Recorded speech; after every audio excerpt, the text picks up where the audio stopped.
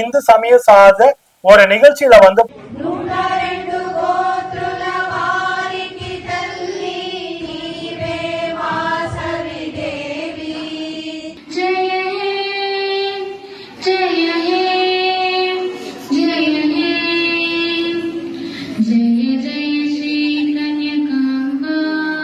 இவருடைய தெய்வத்தை போற்றுவதற்காக தேசிய கீதத்தை அவமதித்திருக்கிறார்கள். தேசிய கீதத்தை எந்த விதத்திலும் அவமதிக்க கூடாது அப்படின்றது ஒரு பள்ளி குழந்தைக்கு கூட தெரியும். சினிமா தியேட்டர்ல கூட தேசிய கீதம் பாடுனாக்கா எழுந்திருச்சு நில்லுகிறான்னு சொன்னாங்களே. எல்லா ஜாதி அமைப்புகளும் பாத்தீங்கன்னாக்கா நேரடியாகவும் மறைமுகமும் சனாதனத்திற்கும் பாஜக ஆர்எஸ்எஸ்க்கும் சப்போர்ட்டாக தான் இருக்கிறாங்க. ஒன்றிய பிரதமர் நரேந்திரா யோகா தினத்தின் போது தேசிய கொடிய வடிவமைப்பிலான சின்னத்தை வந்துட்டு அவமதித்த போது அவர் மீதும் ஒரு நடவடிக்கை எடுக்கப்பட்டிருந்தாக்கா ஒட்டுமொத்தமா இன்னைக்கு வந்து பாத்தீங்கன்னா இந்த மாதிரி சின்ன சின்ன ஜாதி அமைப்புகள் எல்லாம் வந்துட்டு தேசிய கீதத்தை அவமதிக்கக்கூடிய நிலை வந்திருக்குமா? மத அடையாளங்களோடு தேசிய சின்னங்களை அவமதிப்பதை எந்த விதத்திலும் ஏற்றுக்கொள்ள முடியாது.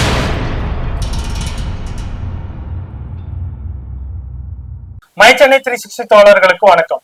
தோழர்களே, இந்தியாவில வந்து பாத்தீங்கன்னாக்கா சங்கிகள், குறிப்பாக பாஜக ஆர்எஸ்எஸ் சங்கிகள், அவர்களை ஆதரிக்கின்ற ஜாதியவாதிகள் இவர்கள் எல்லாமே பாத்தீங்கன்னாக்கா ஒரே டோன்ல ஒண்ணு சொல்லுவாங்க. அதாவது வந்து பாத்தீங்கன்னா தேசபக்தி தேசபக்தின்னு சொல்லுவாங்க. ஐயா பெரியார் கூட ஒண்ணு சொல்றாரு, அயோக்கியர்களின் கடைசி ஆயுதம் கடைசி புகலிடம் அவர் வந்து பாத்தீங்கன்னா தேசபக்தி அப்படின்ற இடத்துலதான் போய் முடியும். அது மாதிரி இந்த அயோக்கிய கும்பல் எதுக்கு எடுத்தாலும் தங்களுடைய அயோக்கியத்தனங்களை மறைப்பதற்காக கடைசியில போய் நிக்கிற இடம் வந்து பாத்தீங்கன்னாக்கா தேசபக்தின்னு போய் நிப்பாங்க. அப்படி தேசபக்தின்னு சொல்லக்கூடிய இந்த சங்கிகளும் பாஜக ஆர்எஸ்எஸ் காரர்களும் அவர்களுக்கு ஒத்து ஊதுகின்ற ஜாதிய அமைப்புகள் சனாதனத்தை ஏற்றுக்கொண்டு சனாதனம் இந்த மண்ணில் வேரூன்றி இருக்கணும் அப்படின்னு நினைக்கக்கூடிய ஜாதி அமைப்புகள் எல்லாமே கடைசியா ஒரு புள்ளியில எல்லாருமே ஒன்னா சேர்ந்து நிற்பது இந்த தேசபக்தி அப்படின்னு நிற்பாங்க. ஆனா இவர்கள் தான் வந்து பாத்தீங்கன்னாக்கா தொடர்ந்து தேசத்தை அவமதிக்கின்ற, அதாவது அரசியலமைப்பு சட்டத்தால் எது எது தேசிய சின்னங்கள் அப்படின்றது சொல்லப்பட்டிருக்கிறதோ அது அனைத்தையும் அவமதிக்கின்ற அயோக்கியத்தனமான மொள்ளமாரித்தனமான வேலைகள் வந்து தொடர்ந்து செய்பவர்கள் யாரா இருப்பாங்கனாக்கா இந்த பாஜக ஆர்எஸ்எஸ் சங்கிகளா தான் இருப்பாங்க, ஜாதியவாத அமைப்புகளை சேர்ந்தவர்களா தான் இருப்பாங்க. அது வந்து பாத்தீங்கன்னாக்கா நம்முடைய ஒன்றிய பிரதமர் நரேந்திராவே பாத்தீங்கன்னாக்கா அப்படியே அவருடைய 56 இன்ச்சு மார்பு வந்துட்டு முறுக்கேறி அப்படியே பாத்தீங்கன்னா தேசபக்தின்னு வந்ததுனாக்கா முறுக்கேறி கையை உயர்த்தி பேசுவாரு. யோகா நிகழ்ச்சியில வந்துட்டு முகம் வேத்து போச்சுனாக்கா அந்த தேசிய கொடியோடைய அடையாளம் இருக்கக்கூடிய அந்த மப்ளர்ல வந்துட்டு மூஞ்சியை தொடச்சிக்கின்ற ஒரு இழுத்தரமான வேலைகளை செய்யக்கூடியவர்களாதான் பாஜக ஆர்எஸ்எஸ் காரர்கள் இருப்பாங்க.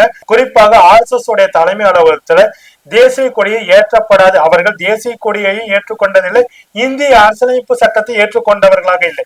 அப்படிப்பட்ட அந்த நபர்கள் தான் வந்து பாத்தீங்கன்னாக்கா தொடர்ந்து தேசபக்தி பத்தி வலியுறுத்துவாங்க. அவர்கள் வந்து பாத்தீங்கன்னாக்கா இந்தியா முழுக்கமே பல ஜாதி அமைப்புகளுக்கு ஆணிவேராக இருந்து கொண்டு இந்த ஜாதி அமைப்புகளை சல்லிவேராக வளர்த்து கொண்டு அதன் மூலியமாக தங்களுடைய சனாதன ஆதிக்கத்தையும் ஜாதி ஆதிக்கத்தையும் நிலைநிறுத்துவதற்கான வேலைகளை வந்து செய்வாங்க. அப்படி வந்து பாத்தீங்கன்னா பல அமைப்புகள் இருக்கும். இதுக்கெல்லாம் ஃபண்டிங் கொடுப்பது, இதற்கு மூலாதாரமா இருந்து கொண்டு மறைமுகமாக செயல்பட்டு கொண்டே இருக்கிறது, மறைமுக நிதி உதவி பண்ணுவது எல்லாம் ஆர்எஸ்எஸ் சேர்ந்தவர்கள் அப்படின்றது வெளியில யாருக்கும் தெரியாத அளவுக்கு ரகசியமாக வைக்கப்பட்டு எல்லா வேலைகளும் காரியங்களும் நடந்து கொண்டே இருக்கும். அப்படி ஒரு விஷயம் தான் வந்து பாத்தீங்கன்னாக்கா சமீபத்துல நடந்திருக்குது. அப்படிப்பட்ட சூழல்ல தான் ஒரு அதிர்ச்சிகரமான ஒரு விஷயம் மைசூர்ல நடந்தது. ஒரு கோயில் நிகழ்ச்சி, ஒரு இந்து சமய சார்ந்த ஒரு நிகழ்ச்சியில வந்து பாத்தீங்கன்னாக்கா ஒரு பாடல் இசைக்கப்படுது. அந்த பாடல் என்னன்றத முதல்ல நீங்களே கேளுங்க.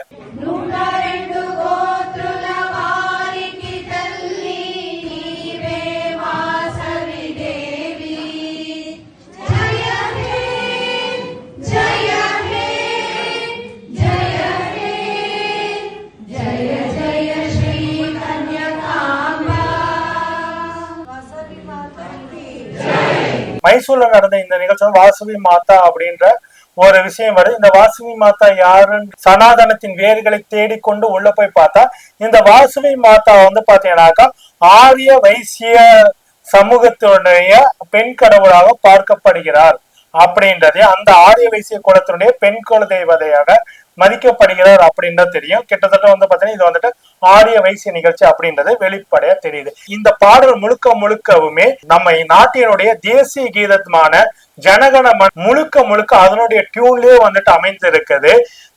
இந்த பாடல் வந்துட்டு மைசூர்ல வந்துட்டு ஒழிச்சிருக்கு அப்படின்னு சொல்லி பார்க்கும்போது இதே பாடல் வந்து பாத்தீங்கன்னாக்கா கொஞ்ச நாளைக்கு முன்னாடி கரூர்ல தமிழ்நாடு ஆரிய வைசிய மகிழா விபாக் அப்படின்ற ஒரு அமைப்பு வந்து நடத்துது.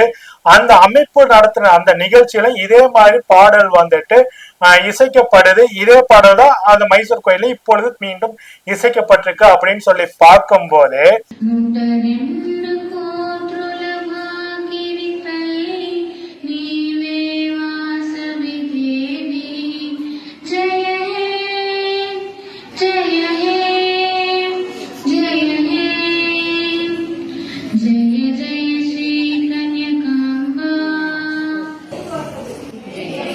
தேசிய கீதத்தை முழுக்க முழுக்க இது வந்துட்டு அவமதிக்கிற ஒரு செயலாதான் பார்க்க முடியும். ஏன்னாக்கா தேசிய கீதத்தை டியூன்ல வந்துட்டு எந்த ஒரு பாடல்களும் எதுவும் இருக்கக்கூடாது, எதுவும் தேசிய சின்னத்தினுடைய அடையாளத்தில் இருக்கக்கூடாது அப்படின்னு இங்க வந்து சட்டமாகவே இருக்கும்போது பாத்தீங்கன்னாக்கா இந்த அமைப்பு வந்து பாத்தீங்கன்னாக்கா தேசிய கீதத்தை எடுத்துக்கொண்டு அது ஒரு இந்து மத நம்பிக்கையில் இருக்கக்கூடிய ஒரு கடவுளை போற்ற விதத்துல வந்து பாத்தீங்கன்னா தேசிய கீதத்தோட டியூனை எடுத்து போட்டு அதை பாடி இருக்காங்கனாக்கா இந்த அமைப்பை சேர்ந்தவர்கள் மேல ஏன் வந்துட்டு இன்னும் காவல்துறை நடவடிக்கை எடுக்கல அப்படின்றதா நம்மளுடைய கேள்வியாகவே இருக்கு. எப்படி வந்துட்டு ஏன்னா இந்த நிகழ்ச்சி வந்து நடந்துகிட்ட கரூர்ல நடந்து ஒரு மாசத்துக்கு பக்கம் இருக்கும் போல அப்படி இருக்கும்போது பாத்தீங்கன்னா இதை சம்பந்தப்பட்டவர்கள் மேல எந்த ஒரு சட்டப்பூர்வ நடவடிக்கை, ஏன்னா இதே வந்துட்டு ஒரு இஸ்லாமியரோ ஒரு கிறிஸ்தவரோ இல்ல வந்துட்டு பாத்தீங்கன்னாக்கா ஒரு பெரியார் இயக்கவாதிகளோ அம்பேத்கர் இயக்கவாதிகளோ கம்யூனிஸ்ட் இயக்கவாதிகளோ அவர்களுடைய கடவுள்களையோ அவர்களுடைய தலைவர்களையோ இதே போல தேசிய கீத டியூன்ல வந்துட்டு போற்றுவதற்கு தகுந்த மாதிரி தங்களுடைய பாடல்களை அமைத்து வெளியிட்டிருந்தாங்கனாக்கா பொது நிகழ்ச்சிகளை இசைக்கப்பட்டிருந்தாக்கா அவர்கள் மீது காவல்துறை நடவடிக்கை எடுக்காமல் இருந்திருக்குமா அப்படின்றதா நம்மளுடைய கேள்வியா இருக்குது. இது குறித்து தமிழ்நாடு ஆரிய வைசிய மகிழா விபாக் அமைப்பை சேர்ந்த ஸ்டேட் பிரசிடென்ட் திருமதி லட்சுமி பாலாஜி அவர்களை தொடர்பு கொண்டு நானே வந்துட்டு 23/7/2025 இரவு 8:45 மணி பக்கத்துல வந்து பேசியிருந்தேன். இரவு வந்துட்டு அவங்க கிட்ட பேசியிருந்தேன். இப்ப இந்த வீடியோவை ரெக்கார்ட் பண்றது 24/7/2025 இரவு 9 மணி. அவங்க கிட்ட கேட்டப்ப ஃபர்ஸ்ட் அவங்க என்ன சொன்னாங்கன்னா, சார் இந்த பாட்டு வந்துட்டு நாங்க இது பண்ண கிடையாது, யூடியூப்ல டவுன்லோட் பண்ணி போட்டோம் அப்படின்னாங்க. நானும் இதை வந்துட்டு யூடியூப்ல தேடி பார்த்தேன். எனக்கு இந்த டோன்ல எந்த ஒரு பாடலும் கிடைக்கும், என்னுடைய தேடலுக்கு கிடைக்கல அப்படின்றத சொல்லிக்கிறேன். அதனால வந்து திரும்ப அவங்க கிட்டே கேட்கிறேன், நீங்க யூடியூப்ல இருந்து டவுன்லோட் பண்ணதான் சொல்றீங்க இல்லைங்களா, அத வந்துட்டு எனக்கு வந்துட்டு அந்த லிங்க் அனுப்புங்க, நாங்க பாக்குறோம். அப்படி அந்த நீங்க சொன்ன மாதிரி வேற யாராவது பண்ணியிருந்தாங்க நாங்க அவங்க மேல கம்ப்ளைண்ட் கொடுக்கவும் தயாரா இருக்கோம். உங்க மேல நாங்க கம்ப்ளைண்ட் கொடுக்க முடியாது, ஏன்னா நீங்க டவுன்லோட் பண்ணி தான் போட்டீங்கன்னாக்கா நாங்க அவங்க மேலே கம்ப்ளைண்ட் கொடுக்கலாம்ல அப்படின்ற மாதிரி நம்ம அவங்க கிட்ட கேட்ட போது அவங்க வந்து என்னன்னாக்கா, சார் என்னோட இதுல வந்துட்டு டெலீட் ஆயிடுச்சு, நான் உங்களுக்கு தேடி பார்த்து எடுத்து தரேன்னு சொன்னாங்க. 23/7/2025 இரவு 8 மணிக்கு மேல சொன்னவங்க 24/7/2025 இரவு 9 மணிக்கு மேல வந்துட்டு இந்த வீடியோ ரெக்கார்ட் பண்ணிட்டு இருக்கேன். இது வரைக்கும் அவங்க எனக்கு வந்துட்டு அந்த லிங்க் அனுப்பவே கிடையாது. ஓகேங்களா, முழுக்க முழுக்க இது இந்த அமைப்பு தான் இந்த பாடலை வந்துட்டு ரெடி பண்ணிருக்கு. ஏன்னா வாசுவி தேவி அப்படின்னு ஒரு வார்த்தை வருவதை வைத்திய வயசுகளுடைய பெண் கடவுள் அப்படின்றதெல்லாம் நம்ம இணையத்துல இருந்து தேடி எடுத்திருக்கோம். அவர்கள் ஒவ்வொரு ஜாதிக்கும் ஒரு பெண் கடவுளை வந்துட்டு வைத்திருப்பாங்க. அந்த மாதிரி ஆரிய வைசிய கம்யூனிட்டிக்கு வந்து பாத்தீங்கன்னா வாசுதேவியும் ஒரு சில அமைப்புகள் வந்துட்டு வைத்திருக்கிறார்கள் அப்படின்றது பார்க்க முடிந்தது. அப்படின்னுக்குள்ள இவர்கள் வந்து பாத்தீங்கன்னாக்க இவருடைய தெய்வத்தை போற்றுவதற்காக தேசிய கீதத்தை அவமதித்திருக்கிறார்கள் அப்படின்னு பார்க்க முடியுது. தொடர்ந்து வந்துட்டு தேசிய சின்னங்களை யார் அவமதித்தாலும் அவர்கள் மீது கடுமையான நடவடிக்கை எடுக்கப்படணும், சட்டப்பூர்வமான தண்டனை கொடுக்கப்படணும்னு சொல்லுது. அவர்கிட்ட இது குறித்து நம்ம கேட்கும் போது அவங்க இன்னொரு விஷயம் என்ன சார், நாங்க பெண்கள் எங்களுக்கு வந்து இதெல்லாம் எதுவும் தெரியாது, தேசிய கீதத்தை எந்த விதத்திலும் அவமதிக்க கூடாது அப்படின்றது ஒரு பள்ளி குழந்தைக்கு கூட தெரியும். இதுதான் நமக்கு பள்ளிகள்ல தொடர்ந்து சொல்லி கொடுத்துட்டு இருந்தாங்க. அப்படி இருக்கும்போது பாத்தீங்கன்னாக்கா தேசிய கீதம் எங்க இசைக்கப்பட்டாலும் எந்திரிச்சு நில்லுங்கன்னு சொன்னாங்க. ஏன் ஒன்றிய பிரதமராக நரேந்திரா அவர்கள் வந்துட்டு பிரதமர் ஆனோன்னு என்ன பண்ணாங்க, சினிமா தியேட்டர்ல கூட தேசிய கீதம் பாடுனாக்கா எழுந்திருச்சு நில்லுங்கடான்னு சொன்னாங்களே. சினிமா தியேட்டர்ல தேசிய கீதம் இசைக்கப்பட்டதுக்கு அப்புறம் தான் படங்கள் போடப்படும். அப்போது தேசிய கீதம் இசைக்கப்படும் போது எல்லாரும் எழுந்திருச்சு நிக்கணும்னு சொல்லிட்டு கட்டாய சட்டம் போட்டாங்க. ஆனா இன்னைக்கு வந்து பாத்தீங்கன்னாக்கா பாஜக RSSக்கு சப்போர்ட் பண்ற விதத்தில் இருக்கக்கூடிய இது போன்ற ஜாதி அமைப்புகள், எல்லா ஜாதி அமைப்புகளும் பாத்தீங்கன்னாக்கா நேரடியாகவும் மறைமுகமும் சனாதனத்திற்கும் பாஜக ஆர்எஸ்எஸ்க்கும் சப்போர்ட்டாக தான் இருக்கிறாங்க. அப்படிங்குள்ள அவர்கள் பாத்தீங்கன்னாக்க இந்த மாதிரி தேசிய கீதத்தை அவமதித்து தேசிய கீதத்தோட டியூனை ஒரு மத அடையாளமாக மாத்தி பாடுறாங்கனாக்கா அவங்க மேல ஏன் இது வரைக்கும் சட்டப்பூர்வமான நடவடிக்கையை காவல்துறை எடுக்கல அப்படின்றத நம்மளுடைய கேள்வியா இருக்குது. எல்லாத்துக்கும் மேல the prevention of insults to national honors act 1971 மிக தெளிவாகவே சொல்லுது, இந்தியாவின் தேசிய கொடி, அரசியலமைப்பு, தேசிய கீதம் மற்றும் இந்திய நாட்டின் வரைபடம் ஆகியவற்றிற்கு அவமரியாதை செய்வது தடை செய்யப்பட்டிருக்குது.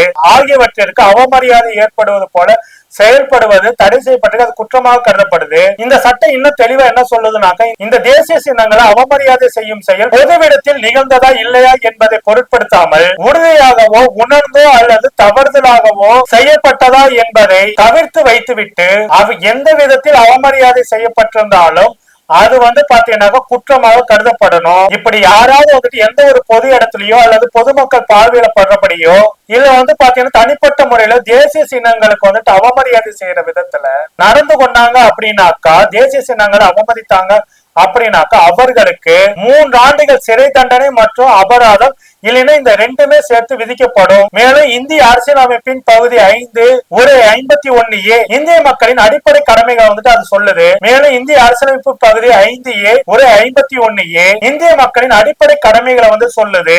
அதுபடி இந்திய மக்கள் அரசியலமைப்பு சட்டத்தை பின்பற்றி அதன் நோக்கங்கள் மற்றும் நிறுவனங்கள் தேசிய கொடி மற்றும் தேசிய கீதத்தை மதித்து மரியாதை செய்ய வேண்டியது அனைவருடைய கடமை அப்படின்றத சொல்லி இருக்குது. ஆனாலும் பாத்தீங்கன்னாக்கா இதை பாஜக அரசாங்கிகள் எந்த விதத்தில் மதிப்பதில்லை. ஒன்றிய பிரதமர் நரேந்திரா யோகா தினத்தின் போது தேசிய கொடிய வடிவமைப்பிலான சின்னத்தை அவமதித்த போது அவர் மீதும் ஒரு நடவடிக்கை எடுக்கப்பட்டிருந்தாக்கா ஒட்டுமொத்தமா இன்னைக்கு பாத்தீங்கன்னா இந்த மாதிரி சின்ன சின்ன ஜாதி அமைப்புகள்லாம் தேசிய கீதத்தை அவமதிக்கக்கூடிய நிலை வந்திருக்குமா அப்படின்னா நம்மளுடைய கேள்வியா இருக்குது. அந்த அமைப்பினுடைய ஸ்டேட் பிரசிடென்ட் லட்சுமி பாலாஜி சொல்றாங்க, தெரியாம நடந்துருச்சுங்க, இது பாத்தீங்கன்னாக்க நாங்க செய்யல, யூடியூப்ல இருந்தாலும் சட்டப்படி தண்டனைக்குரிய ஒரு விஷயம் தான். அப்படி இருக்குதா என்னுடைய தேடலுக்கு அந்த மாதிரி கிடைக்கல. ஒருவேளை கிடைத்ததுனாக்கா அவர்கள் மீது நடவடிக்கை எடுக்க வேண்டிய அவசியமும் இருக்குன்றதா பார்க்க முடியுது. ஆனாலும் இந்த விஷயத்த இது போன்ற தேசிய சின்னங்கள் அவமதிப்பதை குறிப்பாக ஜாதி அமைப்பு அதுவும் பாத்தீங்கன்னாக்கா மத அடையாளங்களோடு தேசிய சின்னங்களை அவமதிப்பதை எந்த விதத்தில் ஏற்றுக்கொள்ள முடியாது. அரசும் காவல்துறையும் இப்படிப்பட்டவர்கள் மேல கடுமையான நடவடிக்கை எடுக்கணும். சம்பந்தப்பட்டவர்களை கைது செய்து எந்தவித தயக்கம் இல்லாம அரசியலமைப்பு சட்டத்தை சொல்லப்பட்டது போல அவர்களுக்கு தண்டனைகளை வாங்கி கொடுத்தால் மட்டும்தான் இந்த ஒரு விஷயம் பாத்தீங்கன்னாக்கா ஒரு பாடமாகவே அனைத்து ஜாதி அமைப்புகளுக்கும் மத அமைப்புகளுக்கும் இருக்கும் அப்படின்னு சொல்ற. எந்த விதத்துல யாரா இருந்தாலும் தேசிய சின்னங்களை அவமதிக்க கூடாது அப்படின்றதுதான் நம்முடைய நோக்கம். அதை வெளிப்படையாக சொல்லிக் கொள்கிறோம். தமிழ்நாடு ஆரிய வைசிய மகிழா விபாக் மேல நமக்கு எந்த ஒரு தனிப்பட்ட விஷயம் இல்லை. இந்த மாதிரி ஒரு அமைப்பு இருக்கிறது கூட நமக்கு தெரியும். ஆனா இவர்களுடைய இந்த செயல் தெரிந்தோ தெரியாமல் செய்யப்பட்டிருந்தாலும் அவர்கள் மீது சட்டம் நடவடிக்கை எடுத்தால் மட்டும்தான் அடுத்து வரக்கூடிய யாரும் இந்த மாதிரி தவறுகளை செய்யாமல் இருப்பார்கள் அப்படின்றத சொல்லிக் கொள்கிறோம் தோழர்களை. அடுத்து என்ன நடக்குது என்பது குறித்து பொறுத்திருந்து பார்ப்போம். நன்றி, வணக்கம். விளம்பர மாடல் அவர் தான். ஏன்னா ஒருத்தர் பிறந்த நாள் வரும், தலைவர்களுடைய பிறந்த நாள், பனையூர்ல போட்டோ வச்சிருவாரு, அங்க பூ போடுவாரு, போட்டோ எடுத்து வெளியே போடுவார். அங்க இருக்க சிலைக்கு கூட மாலை போட கூட போக முடியாத ஒருவர். மழை இருக்கு, திருவண்ணாமலை, சென்னை, விழுப்புரம் மழையால கடுமையாக பாதிக்கப்படுகிறது. நீங்க கட்சியை தொடங்கிட்டீங்க, ஆனா